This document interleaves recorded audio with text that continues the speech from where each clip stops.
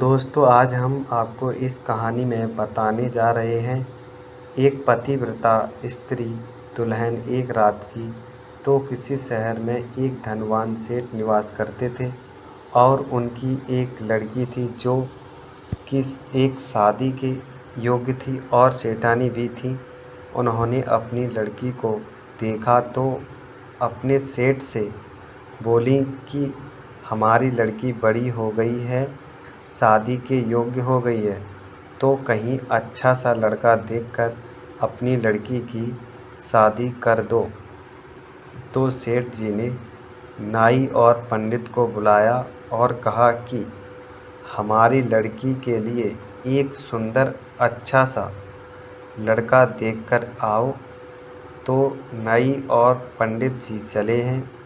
घूमते घूमते उन्होंने एक शहर देखा जहाँ एक लड़का था, बहुत ही सुंदर था। तो उन्होंने वहाँ पर टीका चढ़ा दिया है, शादी पक्की हो गई।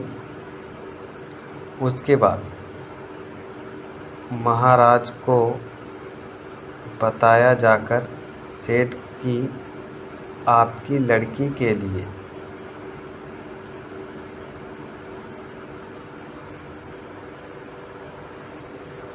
मैंने एक अच्छा सा लड़का देखा है। तो सेठ बड़े खुश हुए हैं और उन्होंने विवाह की तारीख निश्चित की और विवाह के लिए तारीख निश्चित करने के बाद विवाह की तैयारी करने लगे। उधर लड़के वाले भी बहुत खुश हैं, वह भी तैयारी कर रहे थे शादी की। लेकिन अचानक प्रभु की लीला अपरंपार है।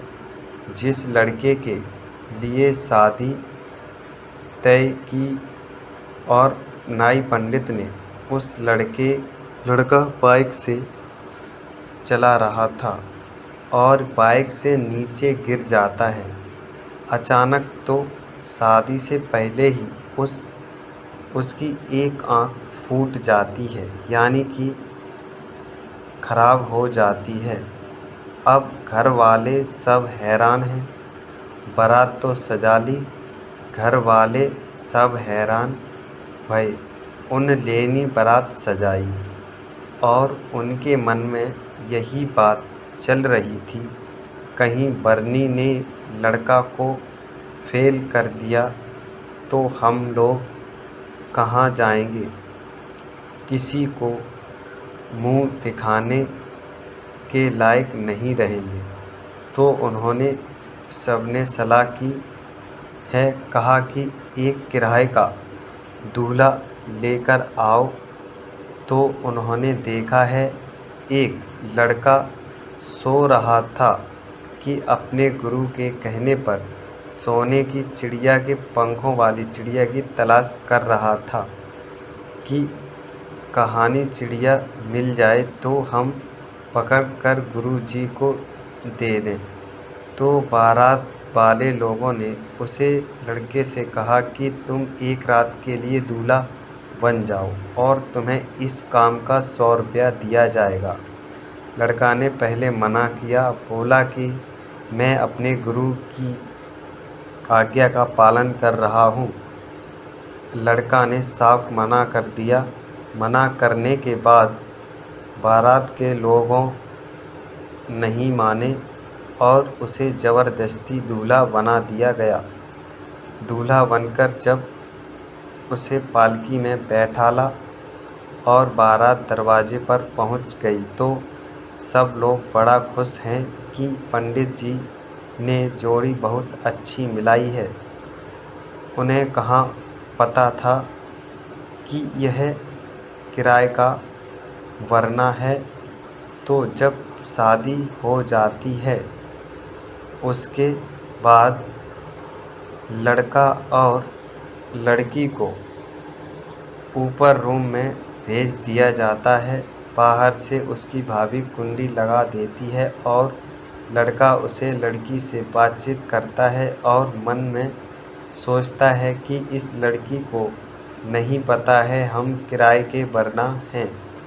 कल हम चले जाएंगे तो इसे कितना कष्ट होगा।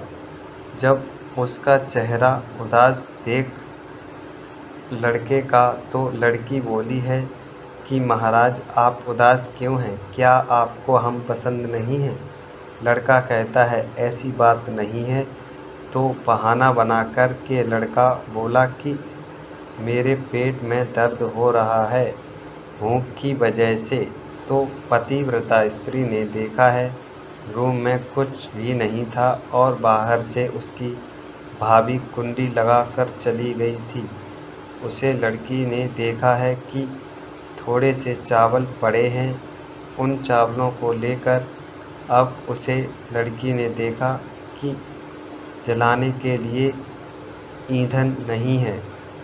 तो उसने अपनी चुनरिया कपड़ा फाड़ फाड़ कर जलाए और चावल पकाए और उसे लड़के को खिलाए।